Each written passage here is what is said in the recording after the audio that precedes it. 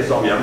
Dans la maladie de Parkinson, c'est le dysfonctionnement d'un circuit qui permet de réguler le mouvement, qui peut aboutir ainsi à des phénomènes de tremblement, une rigidité. Ce sont des gens qui vont marcher mal, qui ont une lenteur dans les mouvements par exemple. Et on sait que c'est en rapport avec donc, un dysfonctionnement sur un circuit qui comporte des neurones qui ont dégénéré, qui ne sécrètent pas bien une hormone qu'on appelle la dopamine.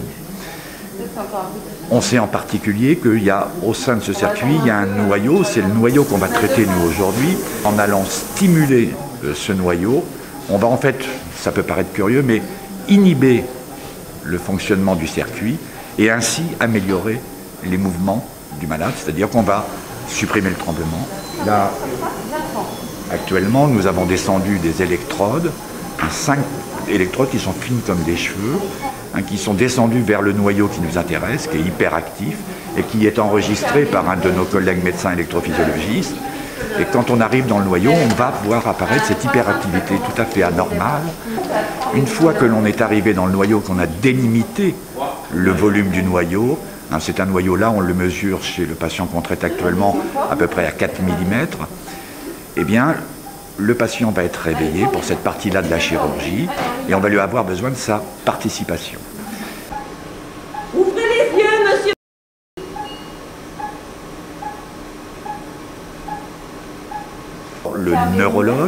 Le neurologue qui a déjà suivi le patient auparavant dans sa maladie et qui va ainsi tester les effets que l'on va pouvoir obtenir en allant stimuler le noyau en direct pendant l'intervention. Et on va regarder les effets que l'on obtient par cette stimulation. Est-ce qu'on améliore, particulièrement est-ce qu'on supprime le tremblement? Est-ce qu'on améliore par exemple ce type de mouvement pince-pouce-index, qui sont irréalisables chez le patient au préalable et qui deviennent possibles à ce moment-là?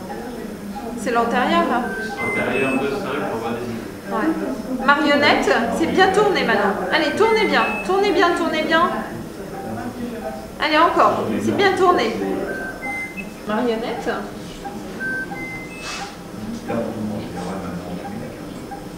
D'accord. Persiste un tremblement, une petite akinésie. En balayant le noyau pendant l'intervention, on va ainsi déterminer quelle est, parmi les 5 petites électrodes qu'on a descendues, celle qui donne les meilleurs effets. Une fois qu'on aura déterminé l'électrode qui donne le meilleur résultat, on va mettre en place ce qu'on appelle l'électrode définitive dans la position désirée que l'on a calculée.